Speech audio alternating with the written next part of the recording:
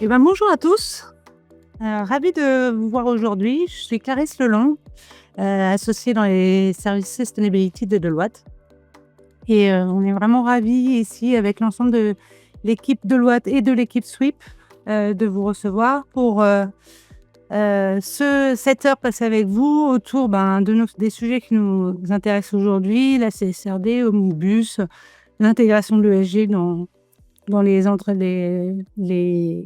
le business model de nos entreprises. Et donc voilà. Et avant de commencer, on va peut-être faire un petit tour de table de qui est présent pour vous ce matin. Et ensuite, on ira sur l'agenda de ce webinaire. Julie, est-ce que tu veux te présenter? Merci Clarisse, bonjour à tous et à toutes. Donc Julie Marie, je suis associée Sustainability chez Deloitte, en charge et sur des missions d'accompagnement des entreprises sur les enjeux de reporting ESG et d'audit aussi des rapports de durabilité. Merci Julie. Julien? Merci beaucoup Clarisse. Julien de Normandie, moi je suis Chief Impact Officer chez Sweep. Sweep, c'est une ESG Data Management Platform qui essaye de rendre la réglementation heureuse auprès des entreprises. Et je suis exec sponsor sur beaucoup de sujets, notamment sur ces sujets de réglementation. Question? Bonjour, Christian Didier, je suis associé chez Deloitte dans les équipes développement durable, particulièrement sur les sujets climat et pilotage de la performance extra-financière. Merci Christian. Antoine? Et Antoine Guillot, moi je suis expert en durabilité chez Sweep et j'accompagne les nouveaux clients de Sweep dans leurs projets, y compris CSRD. Merci Antoine. Et on a le plaisir d'accueillir aussi Marie Pinault du groupe La Poste. Bonjour, enchantée. Donc, Marie Pinault, directrice de la performance durable au sein du groupe La Poste. Et j'ai eu là en charge la mise en place du premier état de durabilité qui sortira début avril pour le groupe. Voilà. Merci beaucoup Marie d'être avec nous ce matin. Donc pour cette heure-là que nous allons passer ensemble, on va avoir donc pour l'agenda, on va avoir 3 séquences. Tout d'abord, on va essayer de revenir sur l'état des lieux. Là, on entend beaucoup parler aujourd'hui. Il y a eu les premières publications autour d'Omnibus le 26 février. Donc, on va essayer de vous donner l'éclairage le plus complet possible autour de l'état réglementaire. Et ensuite, ce qui va quand même nous intéresser, c'est de revenir sur cette première année de mise en place de la CSRD et d'avoir un maximum de retours d'expérience de ce qu'on a pu voir côté Sweep, côté Deloitte, et aussi avec cette expérience et ce témoignage de Marie autour du groupe La Poste et de comment cela s'est passé pour La Poste. On gardera un temps en fin de webinaire pour faire des questions, donc n'hésitez pas à les poser tout au long du webinaire. Vous pouvez le faire à travers le chat, c'est ce qu'il y a de plus simple, comme ça tout le monde voit les questions. Même si vous voulez interagir et faire des commentaires sur le chat, n'hésitez pas et on les prendra à la fin de la session. Donc voilà, peut-être aussi pour introduire un peu nos échanges, se dire que ce soit côté Sweep ou côté Deloitte, on a des convictions assez fortes sur l'intérêt de l'intégration des enjeux ESG au cœur de nos business models et au cœur des business des entreprises. Alors oui, en ce moment, on voit cette espèce de recul, il y a un peu de backlash, on voit l'arrivée de Trump aux États-Unis qui n'aide pas nos sujets. Mais après, on a la sérieuse conviction que ça ne peut avoir qu'un temps au regard des enjeux et de l'impact de la transition climatique, de la transition sociale et sociétale sur les business. Donc, on est vraiment convaincus qu'il faut continuer et c'est aussi ça dont on va parler ce matin. Mais ne perdons pas plus de temps, plongeons directement dans la CSRD et notamment Omnibus. Donc peut-être Julien, tu peux nous donner ton premier point de vue et nous éclairer sur la situation réglementaire actuelle. Merci beaucoup Clarisse. Effectivement, avec Julie, on va vous faire une présentation à deux voix sur les derniers éléments de cette réglementation Omnibus et des conséquences que cela a pour les entreprises et celles et ceux qui nous regardent ce matin. Comme vous allez le voir sur le slide suivant, Omnibus, c'est véritablement un recul. Il ne faut pas se mentir, c'est un recul en termes d'ambition environnementale des politiques européennes. Ça peut s'expliquer par plein d'éléments, plein de considérants, mais en tout état de cause, c'est un recul des réglementations d'ores et déjà votées. Mais peut-être au-delà du recul, c'est aussi un défi. Parce que la Commission européenne s'est fixée comme défi de simplifier la réglementation déjà existante. Pourquoi je dis que c'est un défi? Parce que, avec peut-être un trait d'humour, généralement par le passé, lorsque la Commission européenne a tenté de simplifier une réglementation, le résultat était très souvent peut-être plus complexe que le point de départ. Et je dis ça avec beaucoup de bienveillance parce qu'on l'a vu et on y reviendra dans la deuxième partie du webinaire, à quel point il faut pouvoir simplifier l'implémentation de la réglementation, singulièrement de la réglementation CSRD, mais ça n'est pas forcément chose aisée de simplifier, on le sait bien. Aujourd'hui, cette simplification portée par Omnibus sur le paquet CSRD, Julie reviendra dans quelques instants également sur la CS3D et sur la taxonomie, elle porte cette simplification sur d'abord les délais de mise en œuvre, avec des délais additionnels donnés à un certain nombre d'entreprises. Elle porte aussi cette simplification sur un relèvement des seuils. Aujourd'hui, la première vague de la CSRD avait, avec d'autres critères, mais avait un seuil de 500 employés. La deuxième vague avait un seuil de 250 employés. Aujourd'hui, il y aura un seuil commun, telle est la proposition de l'Omnibus, un seuil commun à 1000 employés. On estime aujourd'hui que par le relèvement de ces seuils, c'est à peu près 80% d'entreprises en moins concernées par la réglementation CSRD. Et enfin, le troisième volet, c'est la réduction du nombre d'indicateurs. Vous savez, aujourd'hui, il y a à peu près 1160 indicateurs que les entreprises doivent renseigner, à la condition que ces indicateurs soient matériels. Et cette partie de phrase est absolument essentielle.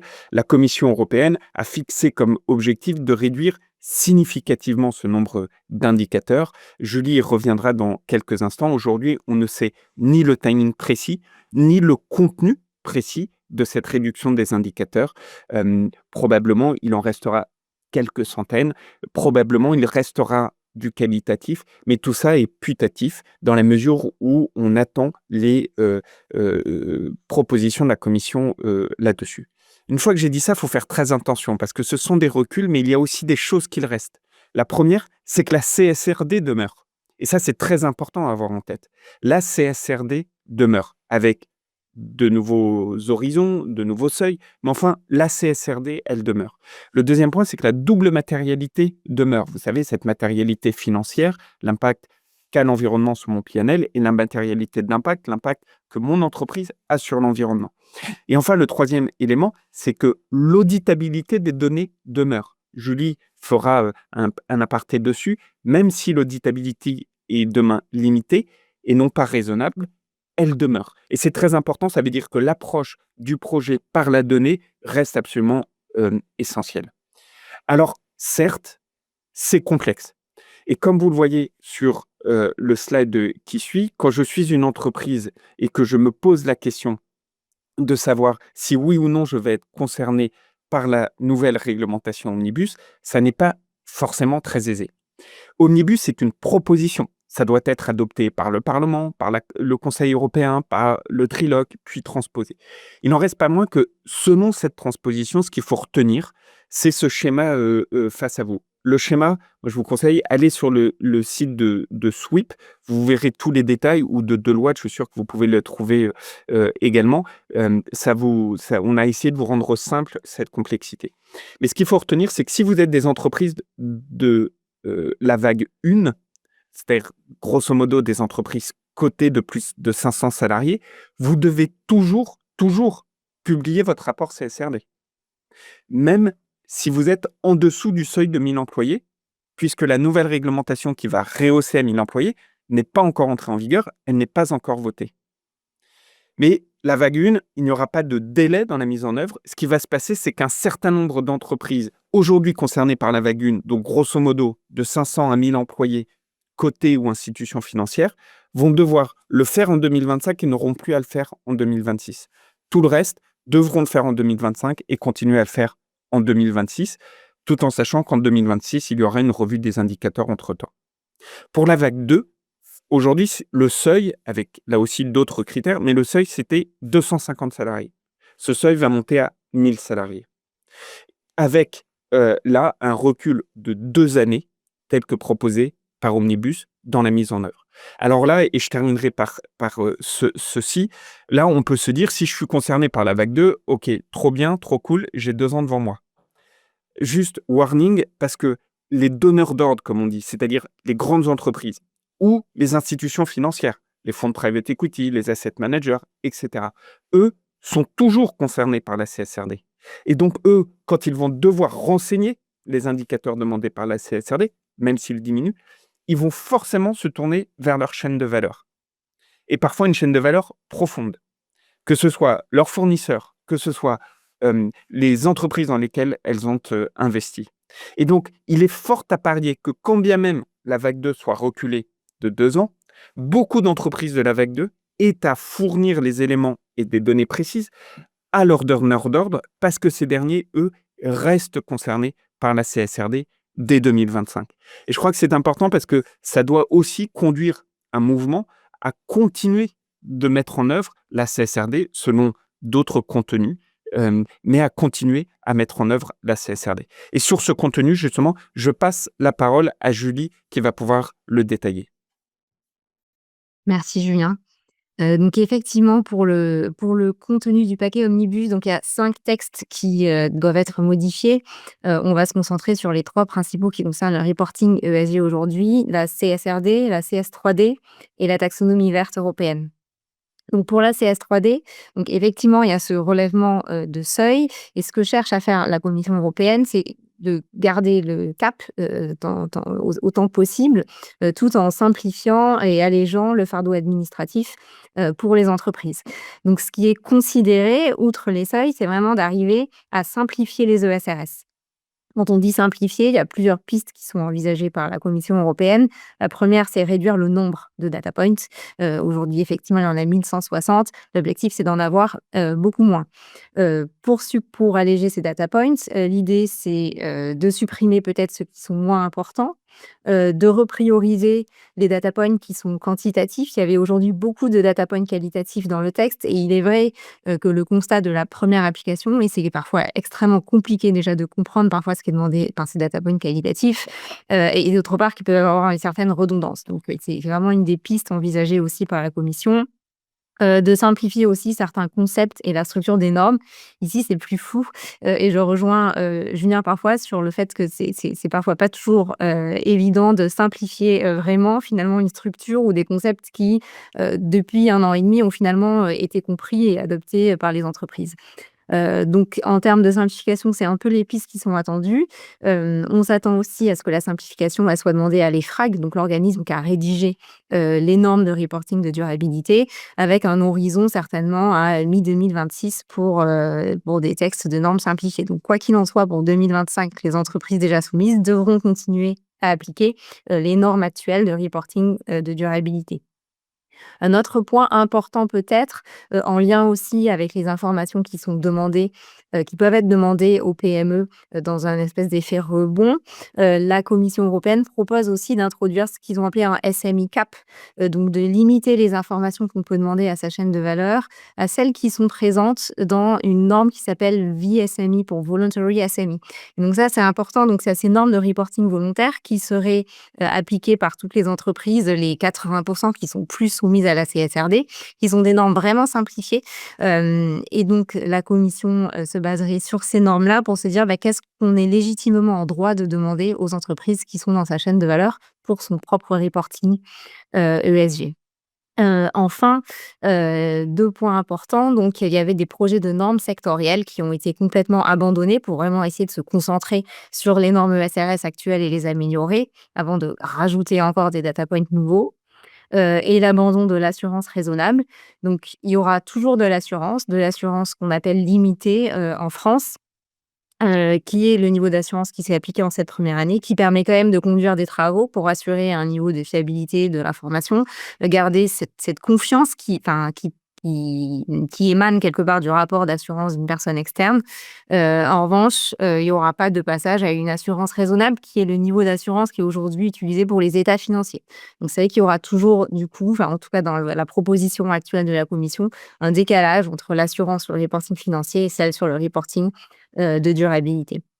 Voilà pour les points principaux sur la CSRD. Si on regarde la CS3D, donc là aussi, les obligations ont été allégées. Le devoir de vigilance s'applique plus de façon systématique sur toute la chaîne de valeur, mais se limite au rang 1, sauf dans les cas d'éléments plausibles qui pointent vers des impacts sévères, probables ou avérés. Donc c'est pas non plus une suppression totale de l'ensemble des rangs de la chaîne de valeur, hein. C'est vraiment refocaliser, reprioriser le devoir de vigilance là où on sait, où on a des signes qu'il peut y avoir des impacts actuels sur certains acteurs, certaines zones. Il y a aussi une réduction de la fréquence de réexamen du devoir de vigilance à 5 ans. Et surtout un abandon des sanctions pécuniaires. Il y avait des sanctions pécuniaires qui pouvaient aller jusqu'à 5% du chiffre d'affaires de l'entreprise qui ont été supprimées. Ce sera à la main des États membres de fixer les éventuelles sanctions qu'ils souhaitent. Le troisième volet, c'est la taxonomie verte européenne. Donc ici, le seuil a été encore plus relevé par rapport à la CSRD, avec un seuil de chiffre d'affaires de 450 millions d'euros.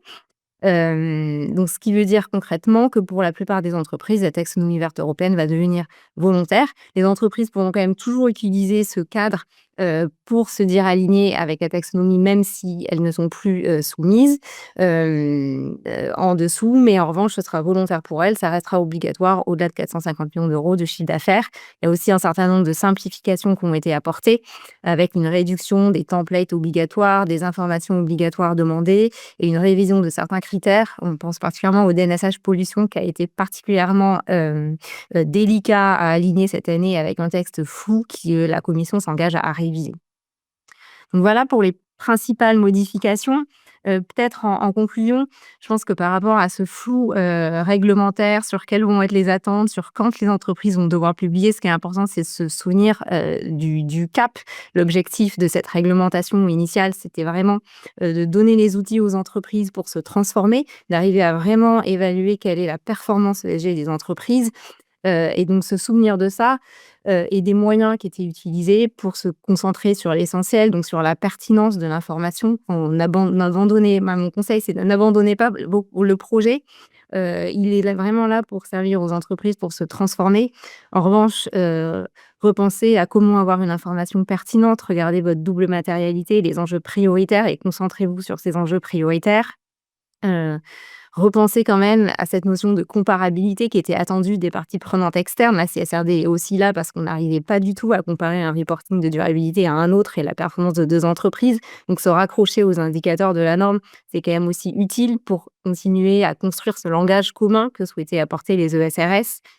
Et puis les enjeux aussi de fiabilité, de toujours se dire mon reporting, comment je fais pour qu'il soit le plus robuste possible, que je sois sûre de mes données, que je sois sûre de mes enjeux, pour être certain d'avoir une information qui soit fiable, qui soit mesurable et pour vous permettre de la piloter nécessairement. Donc vraiment, c'est des textes qui continuent à avoir une utilité, je pense, soumis ou pas soumis, et qui vous permettent aussi après de maîtriser quelque part votre communication et votre storytelling autour de vos enjeux ESG et de mettre en valeur tout ce que vous faites.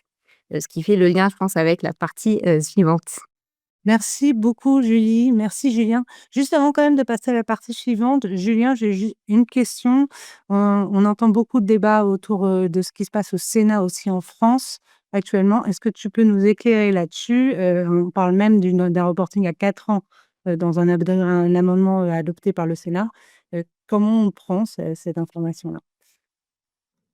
Alors, effectivement, il y a eu beaucoup de débats lundi dernier avec l'adoption d'un amendement qui vise à reporter de 4 ans la mise en œuvre de la CSRD pour les vagues 2, 3 et 4. Sans faire de commentaires sur le fond, notamment un report qui est non conforme avec la proposition de la nouvelle directive Omnibus. Ça veut dire qu'en fait, la transposition elle-même serait dans une forme d'illégalité par rapport au cadre européen, ce qui ne fait sens. Sans même parler de l'opportunité, c'est-à-dire reporter de 4 ans l'extraterritorialité, puisque vous avez en tête que la vague 4, c'est l'extraterritorialité de la CSRD, ce qui donc là également ne fait pas sens. Ce qui est à noter, c'est que cet amendement est beaucoup plus un amendement politique qu'un amendement sur le fond, pour se dire les choses franchement. Il est fort à parier que cet amendement soit adopté en commission mixte paritaire. Si vous me demandiez mon avis, je dirais cela. Ce qui voudrait dire que, in fine, ce décalage de 4 ans pour les vagues 2, 3 et 4, à mon sens, peut-être que je me trompe, j'espère me tromper, mais je pense que l'état des forces politiques aujourd'hui dans les chambres fait qu'il sera probablement adopté. Mais en parallèle, le gouvernement doit soumettre ce qu'on appelle une habilitation à légiférer par ordonnance pour transposer le plus rapidement possible la nouvelle directive Omnibus quand elle va arriver. Et cette nouvelle directive Omnibus, elle va inclure probablement 2 ans et pas 4 ans. Ce qui veut dire que, selon moi, ce qui va se passer, c'est que le 4 ans va être adopté et très rapidement après, le 2 ans va être adopté, réduisant et effaçant les 4 ans présentement adoptés. Et donc, en fait, ça va être un autre système d'aller et venue. Ça va rajouter de l'entropie positive au débat. Et moi, je pense que ce qu'il faut retenir, c'est à la fin que c'est la transposition du texte européen qui fera foi et pas du tout les débats actuels entre les chambres. Dit autrement, je pense qu'on ira sur le 2 ans, si Omnibus, in fine, est bien de 2 ans. Mais encore une fois, j'insiste, même si c'est 2 ans, même si vous êtes concerné par ce report de 2 ans, si vous êtes dans la vague 2, ça veut dire que vos donneurs d'ordre sont dans la vague 1 et ces donneurs d'ordre, ils vont vous demander plein de data points. C'est une certitude.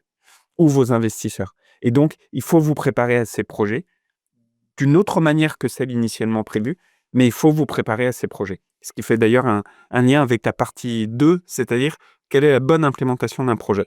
Exactement. Merci beaucoup, Julien, de cet éclairage. On va passer tout de suite à cette deuxième partie avec Antoine et Christian. Juste pour, on va vraiment essayer de faire ce bilan de cette première année d'implémentation. On va commencer par toi, Antoine. Qu'est-ce que tu as retenu de cette première année d'implémentation? Je pense déjà qu'on peut dire que ça a été un succès pour les entreprises qui ont fait leur rapport, qui l'ont publié ou qui sont sur le point de le faire. Et on peut les féliciter parce qu'on sait que ça n'a pas forcément été tous les jours facile. En tout cas, elles ont maintenant un rapport qui est plus complet, plus transparent, qui est plus crédible, qui est une mine d'or d'informations pour les analystes et qui leur permet déjà de se différencier et même de se tirer des uns aux autres. Ensuite, je pense que le succès va en fait au-delà du rapport en lui-même, mais passe surtout par tout ce qu'il a fallu accomplir en amont pour le produire. Et car pour faire ce rapport, il a fallu aller plus loin que ce qui se faisait historiquement, que ce soit via la mise en place d'une gouvernance alliant différentes fonctions comme la RSE, la finance, la conformité, les métiers, etc. Et la mise en place de nouveaux process de remontée et de consolidation de données, y compris sur des sujets qui se trouvaient dans des zones d'ombre. Donc l'aboutissement est que les entreprises se connaissent mieux elles-mêmes, connaissent mieux leur impact, connaissent mieux leur exposition au risque et sont plus à même à prendre des décisions éclairées, à s'adapter au futur. Ensuite, pour modérer, on ne peut pas nier qu'il y a eu un travail énorme qui a été nécessaire pour mettre ça en place, que ça a été difficile de mettre en place des process qui soient parfaits en si peu de temps, étant donné les échéances, et que certains ont fait aussi le choix de solutions provisoires. Et donc il y a maintenant un défi pour l'avenir qui est de mettre en place une logique d'amélioration continue pour fluidifier les prochains exercices et construire des process reposant sur des solutions qui soient durables, tout en restant flexible pour s'adapter aux changements futurs, notamment Omnibus. Et pour construire sur ce que vient de dire Antoine, je pense que le mot-clé qu'on a vraiment retenu de cette dernière mise en œuvre, c'est finalement la mobilisation. Les entreprises se sont mobilisées Vous remarquez des créations de postes, de directeur finance durable, vous remarquez des structurations de process sur la validation, la consolidation, le contrôle interne de données qui jusqu'à présent étaient un petit peu hétérogènes et pas forcément utilisées dans un but de visibilité. On a investi également sur les systèmes d'information et les entreprises cotées se sont concentrées sur la conformité. Elles avaient déjà des moyens, des ressources sur ces enjeux-là. Spécifiquement pour les entreprises non cotées qui ont un petit peu anticipé leurs obligations, elles ont été confrontées à un enjeu auquel elles étaient peu habituées, autour de la transparence, autour de la revue, autour de la justesse de données, qui n'étaient pas aussi strictement évaluées que la performance financière et finalement, c'est pour elles un grand pas en avant dans la connaissance de leurs enjeux ESG. Et le sujet est souvent remonté à la table de la direction générale qui s'est emparée de ces priorités, non pas comme une simple réponse à de la conformité réglementaire, mais comme une occasion finalement de faire des choix, de prioriser les plans d'action ESG, de remettre en cause des politiques achats, de revoir des politiques ressources humaines, ce qui a eu un impact très très favorable dans la maturité en général des entreprises. Ce qu'on peut citer, également, c'est que, dès qu'on parle CSRD, on parle finalement matérialité comme l'a très bien expliqué, Julie. On parle donc de définir une analyse de risque, qui soit fondée vraiment sur des éléments financiers, sur des enjeux qui soient mesurés, qui soient vraiment, tangibles en argent comptant, ce qui n'est pas forcément naturel pour des sociétés qui ont été en forte croissance, qui ne sont pas encore très structurées, qui ont été construites par acquisitions successives ou qui ont un actionnariat familial. Et ce mouvement-là est très positif, puisqu'on a maintenant des stratégies de développement durable qui sont fondées sur des enjeux chiffrés, sur des impacts financiers, sur des risques financiers et qui ne sont pas forcément des réponses un petit peu réactives à des sollicitations de clients ou d'ONG, ce qui apporte finalement à avoir un business plan plus robuste. Donc pour moi, on est rentré dans un cercle vertueux pour les entreprises qui vont aller allouer leurs ressources sur les sujets prioritaires et qui vont pouvoir renforcer leur résilience et construire leur croissance durable avec un équipement encore plus abouti. OK. Merci beaucoup à tous les 2. Là, pour éclairer un peu plus les participants qui sont là, si vous aviez des bonnes pratiques, des vrais facteurs clés de succès à communiquer, à proposer, ce seraient lesquels? 1 ou 2 chacun? Peut-être Christian? Oui. Alors c'est très simple. Moi je pense que le vrai facteur clé de succès des entreprises qu'on a pu observer, c'était la collaboration. La capacité à faire collaborer, à faire se parler différentes directions, différents métiers. Par nature, les sujets de développement durable, les sujets ESG sont des sujets qui sont hétérogènes, qui sont multiples, avec des niveaux de maturité qui sont très divers et le fait de pouvoir mettre autour d'une table différentes fonctions, différents métiers pour, s'assurer d'une bonne mesure d'un risque, pour bien piloter une opportunité et pour finalement arbitrer sur la matérialité et sur le traitement de différents sujets est, à mon sens, très positif parce qu'en fait, ce sont les prémices de la mise en place d'une gouvernance. Pour moi, le deuxième mot-clé, c'est la formalisation. Donc on a, observé beaucoup de créations de manuels comptables extra-financiers, de guides de procédure, d'éléments de process, de revue interne pour s'assurer que la formation est de bonne qualité et robuste, mais aussi et surtout pour s'assurer de la cohérence au sein de l'entreprise et de ses métiers, devant des organisations complexes et également permettre la formation des collaborateurs. J'insiste souvent beaucoup sur ce sujet avec nos clients. On est sur des sujets qui sont récents, qui sont neufs, avec des équipes souvent très engagées, mais des métiers finalement qui ne sont pas aussi structurés en termes d'évolution RH que certains métiers de la finance, des achats, du contrôle de gestion. Et donc, c'est vraiment important de pouvoir emmener les collaborateurs vers une forme de structuration. Et dernier point, sur lequel je souhaitais insister, c'est la cohérence. Et moi, je pose souvent aux entreprises la question de la cohérence entre les publications réglementaires et les publications volontaires. On observe parfois des écarts entre d'autres reporting type CDP, type indice extra-financier.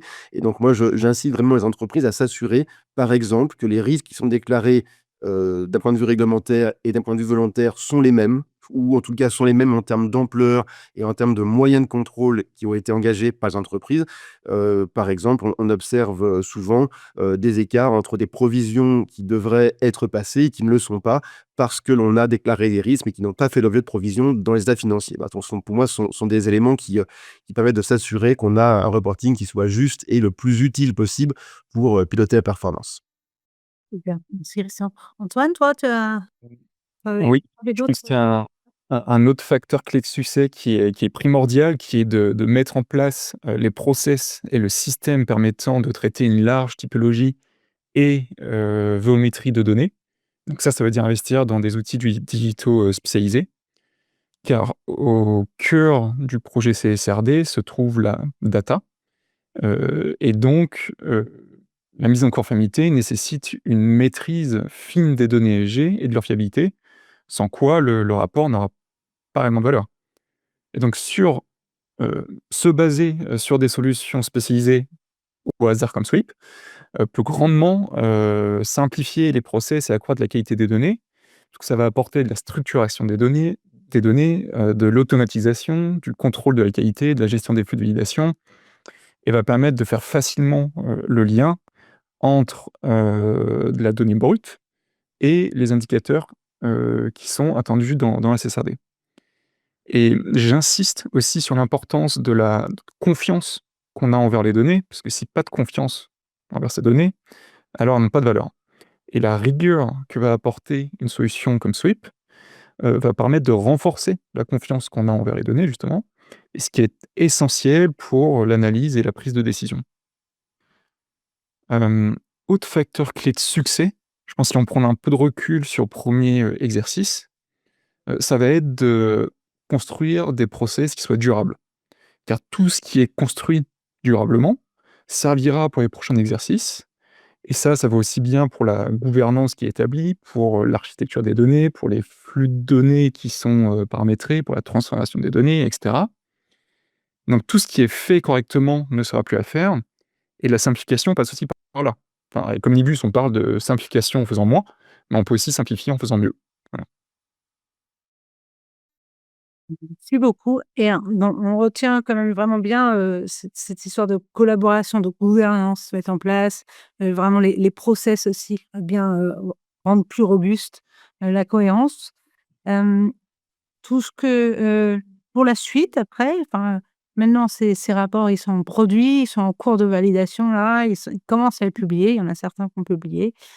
Comment on s'en sert? C'est quoi la suite à donner à cet exercice-là? Antoine, peut-être?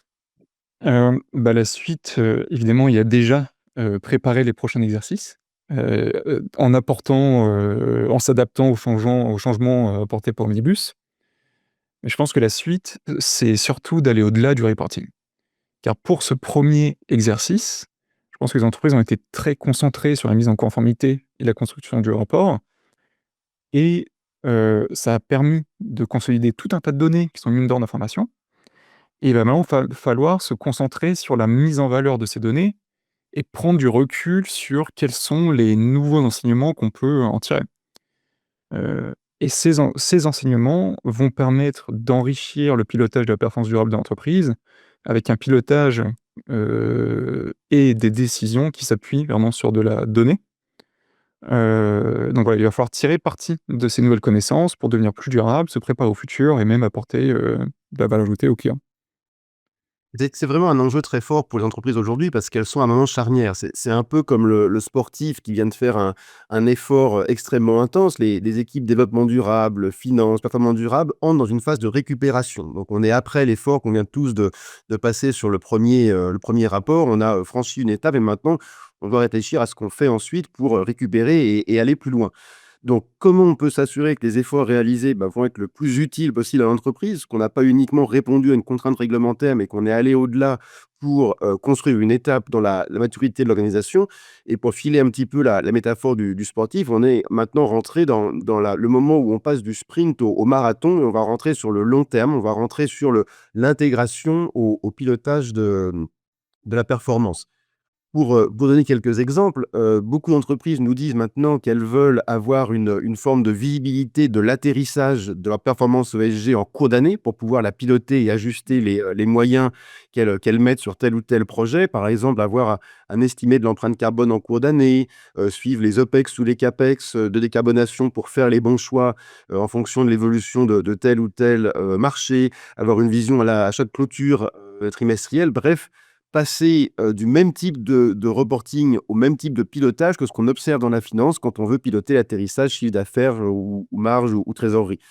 Et mon dernier point peut-être pour que ça fonctionne bien, Un conseil évident qui est d'automatiser ce qui a le moins de valeur pour l'entreprise. Donc, comment on peut s'assurer que les talents de l'entreprise se concentrent sur ce qui a le plus d'impact, se concentrer sur les bons KPI qui vont finalement générer de l'impact financier, le plus d'impact environnemental et social, qui vont répondre aux attentes des clients, qui vont aller permettre de gérer des risques d'approvisionnement. En fait, certains disaient il y a quelques dizaines d'années que gouverner, c'est choisir. Je pense que sur la performance ESG pour les entreprises, on va se dire qu'on est sur le même type de priorité. On doit se concentrer sur l'action. Nous sommes dans un monde qui atteint les limites planétaires. Nous devons donc s'assurer qu'on met vraiment les moyens des entreprises sur ce qui crée le plus de valeur. Merci à tous les deux. Est-ce que vous voulez ajouter un mot de conclusion ou on passe à la suite? C'est bon? Mais je vous rappelle que vous pouvez poser des questions dans le chat. N'hésitez pas pour qu'on puisse avoir un échange et que ce soit un peu interactif sur la fin de cette session. Et ben, on a le plaisir maintenant d'accueillir Marie Pinault du groupe La Poste. Le groupe va publier, je crois, début avril, son premier état de durabilité.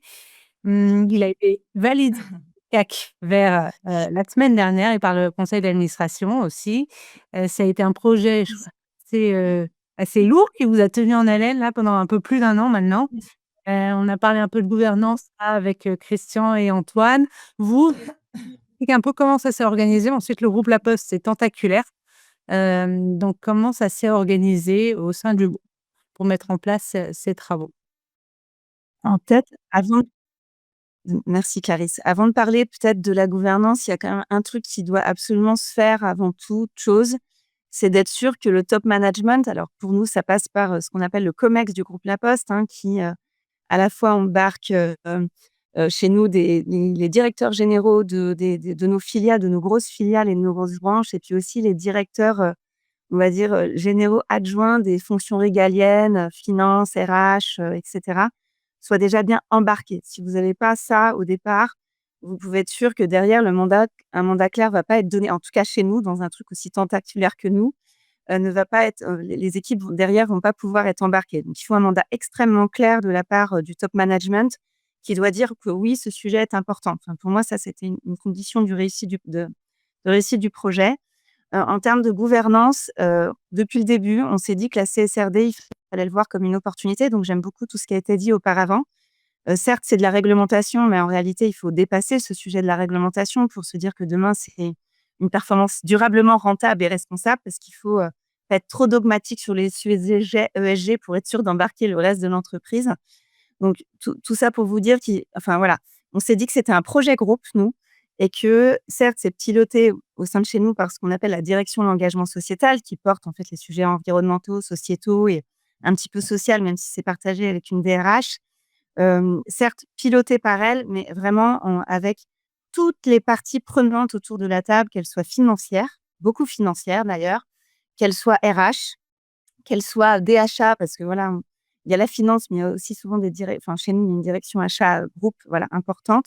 En fait, on a voulu faire prendre conscience que ce projet, c'était un projet d'entreprise et de transformation. Alors, chez nous, c'était un peu plus facile peut-être que dans d'autres groupes, parce que le groupe, il est engagé depuis déjà plus d'une dizaine d'années dans plein de sujets. Malgré tout, mettre en œuvre et en boutique la CSRD, c'était vraiment embarquer toutes les fonctions. Donc, en termes de gouvernance, c'est vraiment se dire que dès le début, c'est pas un projet de direction RSE, c'est un projet d'entreprise. Voilà, pour moi, ça, c'est simple. Enfin, c'est comme ça que c'est comme ça que ça doit marcher. A fortiori, si vous avez des filiales, vous rappelez bien dès le début que c'est un projet groupe et que c'est pas les filiales dans leur coin, etc., puisque c'est un projet groupe, et que même si une filiale est de petite taille, elle est embarquée dans ce projet. Donc, c'est très important d'avoir ça en tête et de frapper assez fort dès le début.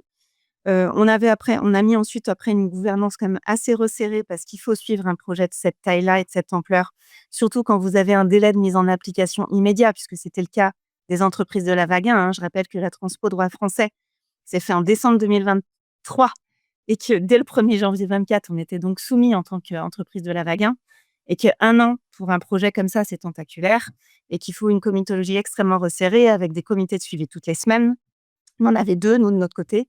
On avait des comités sponsors une fois tous les mois avec donc les partenaires principaux, évidemment la DES, mais la finance, la DRH, etc.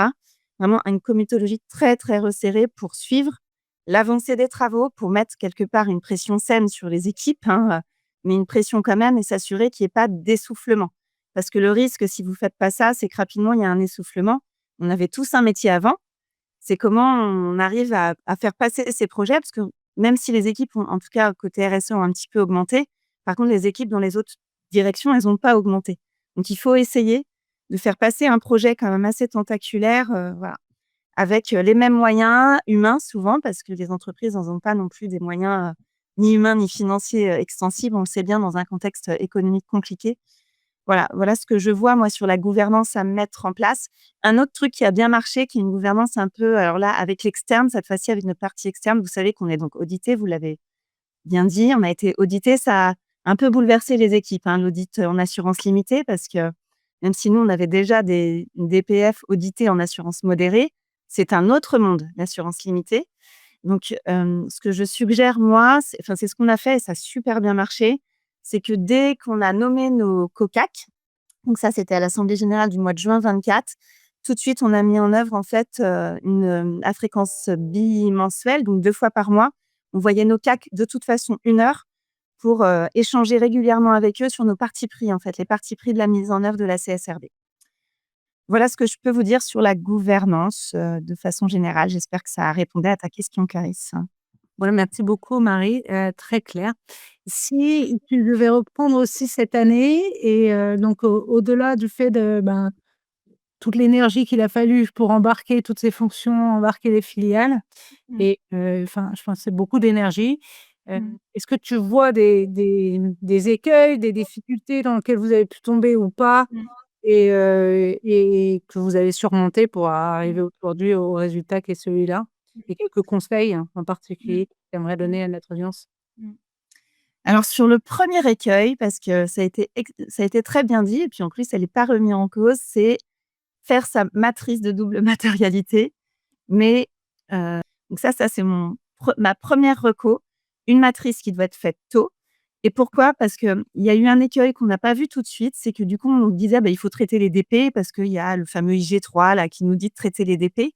Mais on est aussi obligé de traiter dans la réponse, à la CSRD de traiter les zeros et d'apporter des réponses aux zeros, au fameux impact, risque et opportunité. Et donc si vous n'avez pas votre DMA terminé, vous traitez pas les zeros en fait dans un premier temps et donc vous répondez qu'au DP. Et donc en ça, je vous invite vraiment à faire quelque chose d'assez tôt et idéalement accompagné par un cabinet qui fait, enfin si vous êtes accompagné, si vous choisissez de vous faire accompagner, qui a cette double casquette, pour moi ça c'est clé. Dans les autres idées que j'avais sur, la suggestion, peut-être importante, c'est, même si vous avez un pilote, parce que c'est ça où on n'a pas réussi non plus à complètement, je vous disais, ça doit être un truc groupe au départ, effectivement, c'est pas un rapport d'une direction RSE, c'est un rapport groupe avec un changement de job pour beaucoup de métiers.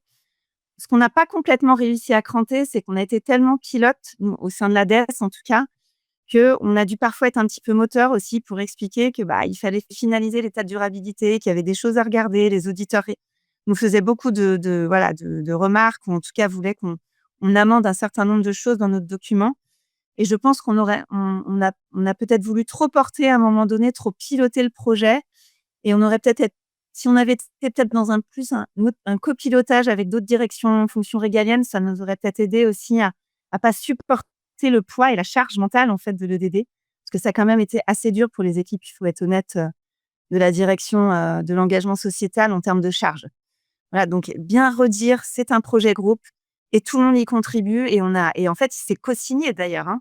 Enfin, souvent, c'est pas, la direction RSE qui signe puisque c'est quand même le métier des uns et des autres qui est clairement engagé dans cet état de durabilité, hein, donc voilà. Voilà ce que je peux vous dire. Merci Marie. Moi j'ai vu votre rapport et je pense que vous pouvez être super fiers des travaux, réalisés. Mais maintenant si tu prends, ce petit recul, ce pas de côté, heu, quels sont les grands bénéfices que tu peux en tirer pour le groupe? Et comment vous allez pouvoir surtout vous en servir de ce rapport et pour, pour continuer à faire avancer le groupe dans ses engagements, dans le pilotage vraiment de ses engagements et de la performance que vous pouvez avoir, heu, du côté extra-financier? Mmh.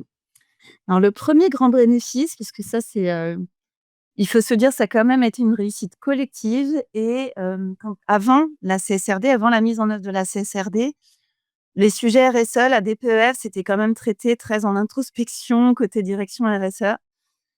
Et on avait beaucoup de mal, en fait, à avoir une vision complète de notre groupe. Il faut savoir que le groupe La Poste, c'est quand même 400 filiales, 34 milliards de chiffre d'affaires, 230 000 collaborateurs. Donc voilà, c'était quelque chose qui était traité un peu en centrale, mais voilà, on posait pas forcément la question à nos filiales ou quand on la posait et qu'ils nous répondaient pas, on se disait que c'était pas grave. Et donc en tout cas, moi, quand j'étais arrivée il y a 1 an et demi, quand je suis arrivée avant le démarrage du projet, clairement, nos grosses filiales, les plus grosses filiales chez nous n'étaient pas embarquées dans un sujet en fait, on n'arrivait pas à harmoniser les sujets RSE et en ça, pour nous, ça a été une réussite complète. C'est-à-dire qu'aujourd'hui, il n'y a pas un jour ou une semaine, on ne parle pas avec notre filiale pour travailler, harmoniser la politique ESG au sein du groupe La Poste.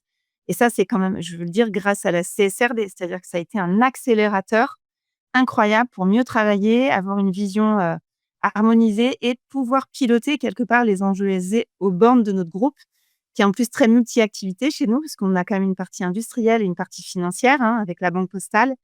Et donc, en ça, voilà, ça a été un accélérateur incroyable, vraiment. Et c'est parce que tu m'as posé la question en préparation de cet exercice que je me suis dit, on peut être fier de ça, parce que c'était quand même pas gagné. Et maintenant, c'est super ancré dans les pratiques.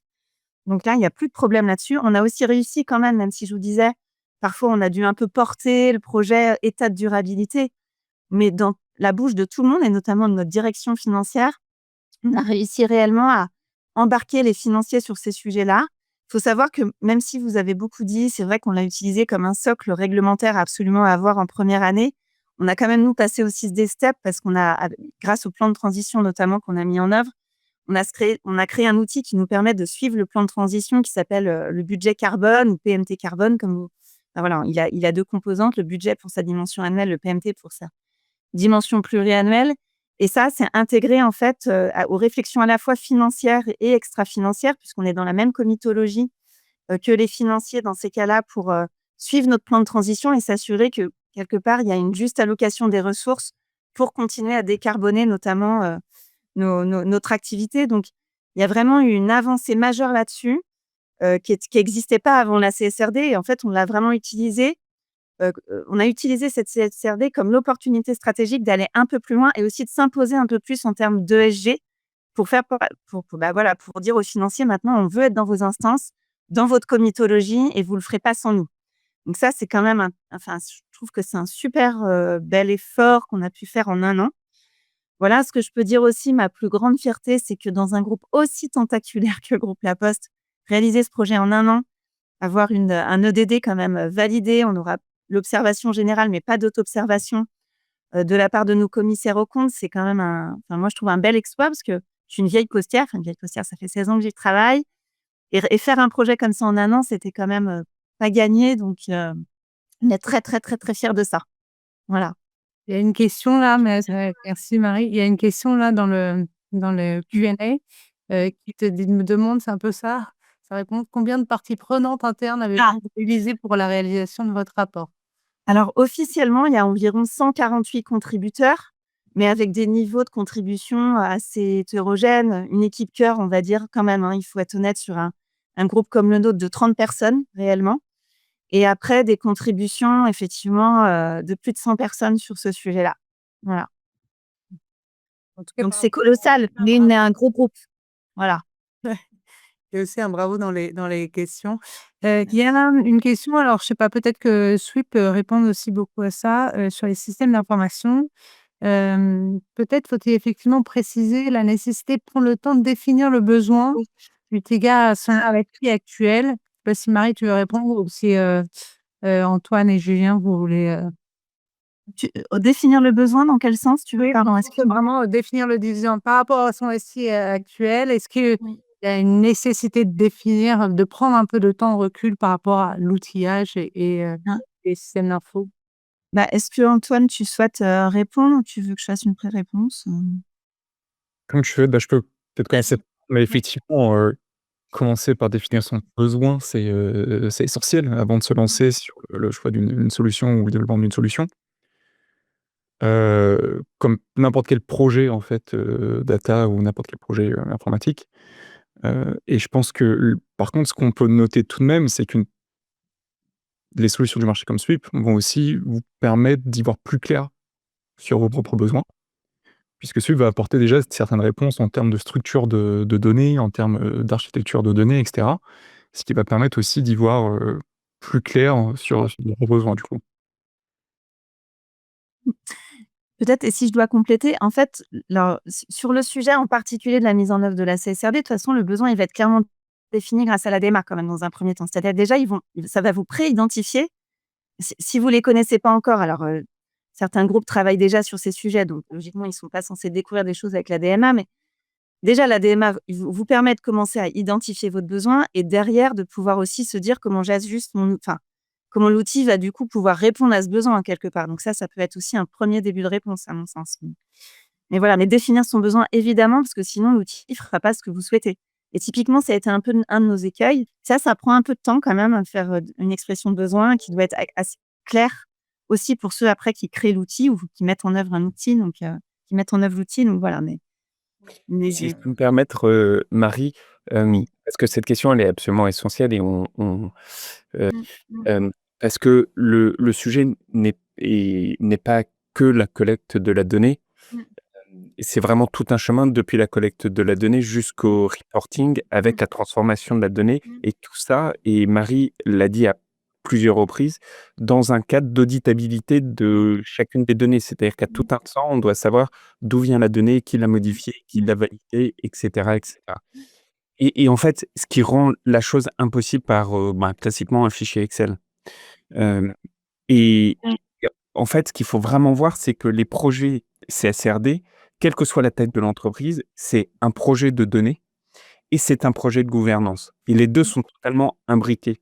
Je donne un exemple très concret auquel on est confronté, aujourd'hui. Enfin, on a des dizaines de clients, CSRD. C'est ce qu'on appelle les flux de validation. Qui valide quoi, au sein d'une entreprise? Heu et ces flux de validation, ils sont absolument, essentiels. Mais il faut qu'ils soient pensés en amont, évidemment, dans le besoin de l'entreprise. Donc merci beaucoup Marie, parce que ton témoignage, je le trouve, est hyper éclairant, là-dessus. Bon, alors j'ai encore une question là qui est pas mal pour, Marie, parce que je sais que ça a été une question, ça a été des questionnements chez vous. Et y a-t-il certains reportings volontaires que vous faisiez auparavant et que vous allez arrêter avec la CSRD? Alors, déjà, il faut savoir que vous savez que nous, ce qu'on a fait, on a été un petit peu malin, mais Clarisse le sait. Vous savez que si c'est pas matériel, enfin pour ceux qui le s si c'est pas matériel, les CAC vous le rappelleront, vous ne pouvez pas publier. Bon, entre nous, on était engagés. Il y a, par exemple, le groupe La Poste, il y a un sujet qui est pas du tout ressorti comme matériel, c'était probablement bien le seul, mais c'était l'eau. La biodiversité aussi est ressortie comme a fortiori moins matériel chez nous, parce qu'en fait, on est quand même pas une boîte d'agro, par exemple, et cetera, qui forcément a un impact biodiv beaucoup plus important. Pour tous ces sujets, on a quand même décidé de le publier en information additionnelle dans notre état qui est juste après notre état de durabilité, donc on l'a fait un petit peu malin. On a expliqué parce que quand même il y a eu un petit assouplissement à la fin dans la mise en œuvre de la CSRD. On a expliqué gentiment au CAC, que c'était aussi parce qu'il y avait une demande de nos parties prenantes et notamment des agences de notation extra-financière. On dit autrement, en fait, l'information additionnelle et volontaire, on l'a aussi mis quand même à la fin de notre DD, donc on a réussi à faire ça. Est-ce qu'on va abandonner les autres rapports? On avait un seul rapport autrement, nous.